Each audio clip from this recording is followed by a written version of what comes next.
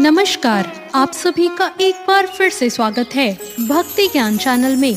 आप सभी को शारदीय नवरात्रों की हार्दिक शुभकामनाएं। आइए सुनते हैं नवरात्र की व्रत कथा। एक समय की बात है, प्राचीन काल में मनोहर नगर में पीठत नाम का एक अनाथ ब्राह्मण रहा करता था। वह भगवती दुर्गा का बहुत अनन्य भक्त था।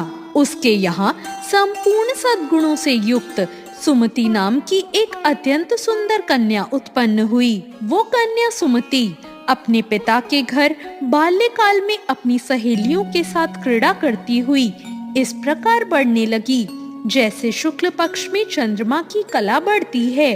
उसके पिता जब प्रतिदिन माँ दुर्गा की पूजा करके होम किया करते, उस समय वो नियम से वहाँ उपस्थित रहती। एक दिन सुमति अपनी सहेलियों के साथ खेल में लग गई और भगवती के पूजन में उपस्थित नहीं हुई। उसके पिता को पुत्री की ऐसी असावधानी देखकर बहुत क्रोध आया और उन्होंने अपनी पुत्री से कहा, अरे दुष्ट पुत्री, आज तूने भगवती का पूजन नहीं किया। इस कारण मैं किसी कुष्ठ रोगी या दरिद्र मनुष्य के साथ तेरा विवाह कर दूंगा। पिता का ऐसा कटु वचन सुनकर सुमति को बड़ा दुख हुआ और पिता से उसने कहा, हे पिता, मैं आपकी कन्या हूँ तथा सब तरह आपके अधीन हूँ। जैसी आपकी इच्छा हो वैसा ही करो। राजा से, कुष्ठी से, दरिद्र से अथवा किसी से भी मेरा विवाह कर दो, पर होगा वही जो मेरे भाग्य में लिखा होगा। मेरा तो अटल विश्वास है, जो जैसा कर्म करता है उसके कर्मों के अनुसार ही उसे फल प्राप्त होता है। क्योंकि कर्म करना मनुष्य के अधीन है, पर फल देना ईश्वर के अधीन है।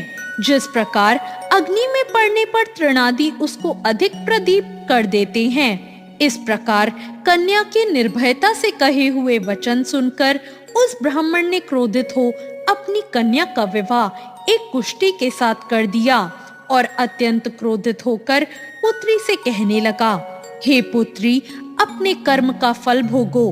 देखें भाग्य के भरोसे होकर क्या करती हो। पिता के ऐसे कटु वचनों को सुनकर सुमति मन में विचार करने लगी, अहो, मेरा बड़ा दुर्भाग्य है कि मुझे ऐसा कुष्ठ रोगी पति मिला। इस तरह अपने दुख का विचार करती हुई वो कन्या अपने पति के साथ वन में चली गई और डरावने कुशायुक्त उस निर्जन वन में उन्होंने वह रात बड़े कष्ट से व्यतीत करी।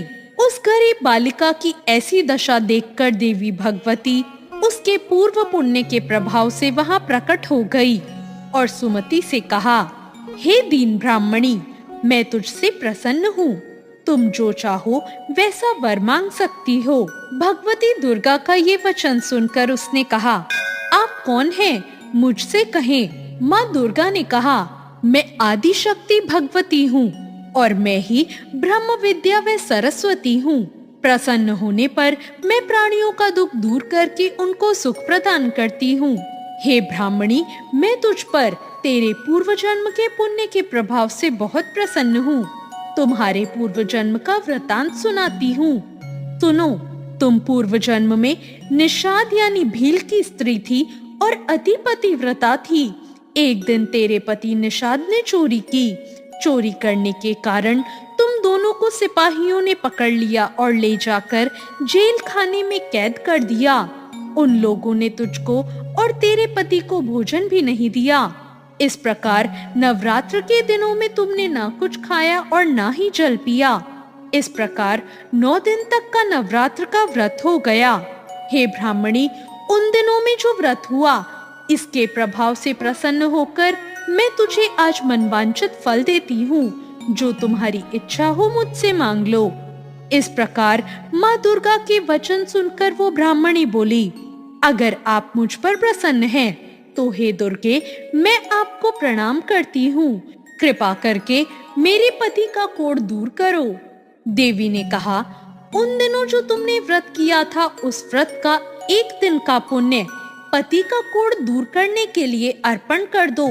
उस पुण्य के प्रभाव से तेरा पति कोढ़ मुक्त हो जाएगा। इस प्रकार देवी के वचन सुनकर ब्राह्मणी बहुत प्रसन्न हुई और पति को निरोग करने की इच्छा से जब उसने तथास्तु ऐसा वचन कहा, तब उसके पति का शरीर भगवती दुर्गा की कृपा से कुष्ठ रोग रहित हो गया और वो अत्यंत कांतिवान हो गया। वह ब्राह्मणी पति की मनोहर देह को देखकर देवी की स्तुति करने लगी। हे दुर्गे, आप दुर्गति को दूर करने वाली हैं, तीनों लोकों का संताप हरने वाली हैं, समस्त दुखों को दूर करने वाली हैं, रोगी को निरोग करने वाली हैं, प्रसन्न को मनवांछित फल देने वाली हैं और दुष्टों का नाश करने वाली जगत की माता हैं। मैं आपको प्रणाम करती हूँ, मेरी रक्षा करो। उस ब्राह्मणी की ऐसी स्तुति सुनकर देवी बहुत प्रसन्न हुई। हे ब्राह्मणी, तेरे उदालय नामक अति बुद्धिमान, धनवान, कीर्तिवान और जितेंद्रिय पुत्र शीघ्र उत्पन्न होगा, ऐसा वर प्रदान कर। देवी ने ब्राह्मणी से फिर कहा, ब्राह्मणी, और जो कुछ तेरी इच्छा हो वो मांग ले। भगवती दुर्गा का ऐसा वचन सुनकर सुमति ने कहा, हे भगवती दुर्गे, अगर आप मुझ पर प्रसन्न हैं तो कृपा करके नवरात्र करने की विधि और उसके फल का विस्तार से वर्णन करें। माँ दुर्गा ने कहा, मैं तुम्हें संपूर्ण पापों को दूर करने वाले नवरात्र व्रत की विधि बताती हूँ, जिसको सुनने से मोक्ष की प्राप्ति होती है।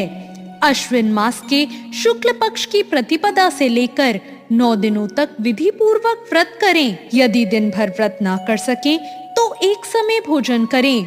विद्वान ब्राह्मणों से पूछकर घट स्थापना करें और वाटिका बनाकर उसको प्रतिदिन जल से सींचें। महाकाली, महालक्ष्मी और महासरस्वती देवी की मूर्तियां स्थापित कर उनकी नित्य विधि सहित पूजा करें और पुष्पों से विधि पूर्वक अर्घ दें।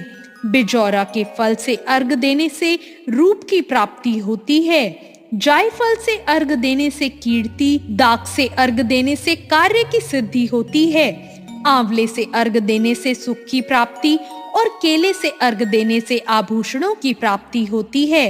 इस प्रकार पुष्पों और फलों से अर्घ देकर व्रत समाप्त होने पर 9वें दिन यथाविधि हवन करें। खांड, घी, गेहूं, शहद, जौ, तिल, बेल, नारियल, दाख और कदम्ब आदि से हवन करें। गेहूं से होम करने से लक्ष्मी की प्राप्ति होती है।